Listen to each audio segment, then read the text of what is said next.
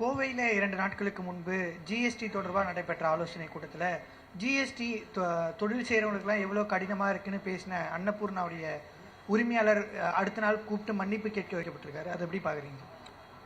GST குறித்த தொழில் முனைவோர்களின் நியாயமான கோரிக்கைகளை அவர் முன்வைத்தார் என்பதற்காக அதனை ஒன்றிய அமைச்சர் கையாண்ட விதம் என்பது ரொம்ப எடுக்கப்பட வேண்டிய ஒன்று. அதை மக்கள் பார்த்துக்கிட்டு இருக்காங்க. அதாவது தமிழகத்துக்கு கிடைக்க வேண்டிய நிதி வேணும் அப்படின்னா புதிய கல்விக் கொள்கையை ஏத்துக்கணும் அப்படின்னு மத்திய அமைச்சர் உங்களுடைய அந்த கோரிக்கைக்கு பதில் கொடுத்திருக்காரு. அதே போல மெட்ரோ ரயில் ப்ராஜெக்ட் 2க்கு மத்திய அரசுடைய அந்த பங்களிப்பை இது வரைக்கும் கொடுக்கல. நேற்று முன்தினம் கூட மத்திய நிதியமைச்சர் நான் கடனுதவி பெற்று கொடுத்தோன்னு விளக்கியிருந்தாங்க.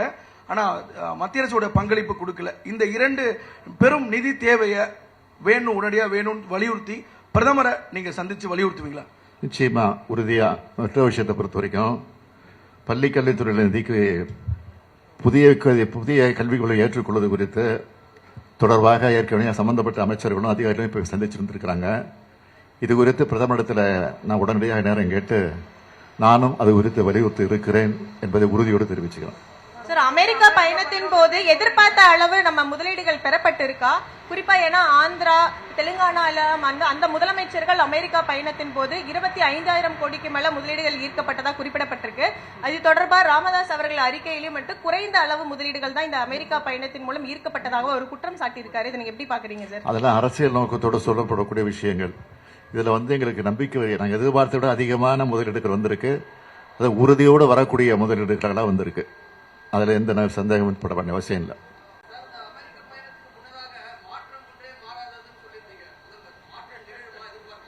என்னங்க?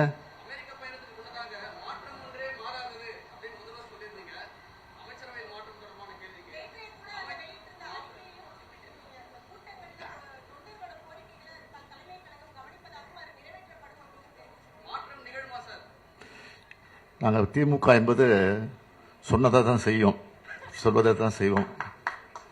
ஒரே வரையில் சொல்லிடுறேன். இன்னைக்கு 75ஆம் ஆண்டு விழாவை கொண்டாடக்கூடிய வகையில் திமுக பவள விழாவை கொண்டாட இருக்கு.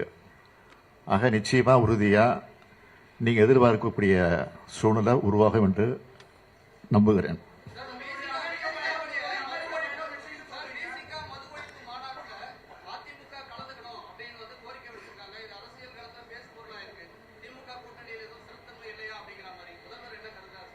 அது அவரே தெளிவாக திருமாவளவனே விளக்கம் சொல்லியிருக்காரு. அந்த விளக்கத்துக்கு மேலே நான் பெரிய விளக்கம் சொல்ல வேண்டிய அவசியம் இல்லை.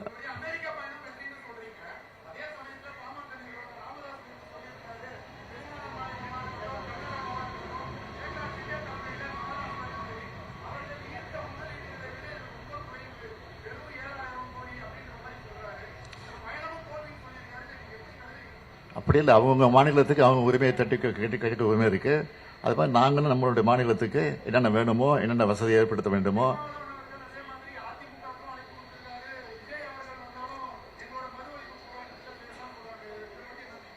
திருமாவளவனே அதற்குரிய விளக்கத்தை கொடுத்திருக்காரு.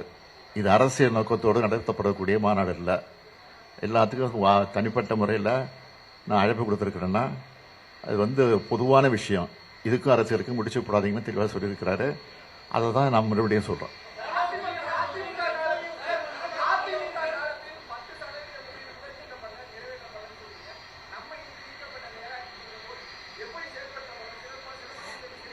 ஏற்கனவே நான் தான் சொல்லியிருக்கேன். ஏற்கனவே இதுக்கு விளக்கம் கொடுத்துருக்கிறேன். அமெரிக்கா போகிறதுக்கு மட்டும் சொல்லிட்டு போனேன். இதே நிருபர்கிட்ட சொல்லிட்டு போயிருக்கிறேன். சம்பந்தப்பட்ட தொழில்துறை அமைச்சர் சொல்லியிருக்கிறாரு. சட்டமன்றத்திலேயும் இது பதிவாயிருக்கு. ஏற்கனவே முதலீடு வந்தது, எவ்வளவு ஒரு வேலை கிடைச்சிருக்குன்னு சொல்லியிருக்கோம். இப்பவும் சொல்றோம். இப்ப வந்திருக்க முதலீடுகள் 100க்கு 100, 199 கூட சொல்ல மாட்டேன், 100க்கு 100 அதை நிறைவேற்றக்கூடிய வகையில தான் இந்த முதலீடுகளை நாங்கள் ஈர்த்திருக்கிறோம். அதுக்கான விரைவான வேலை வாய்ப்புகளும் உருவாக்கப்படும். அது வருகிற போது உங்களுக்கு அவ்வப்போது சொல்லுகிறோம்.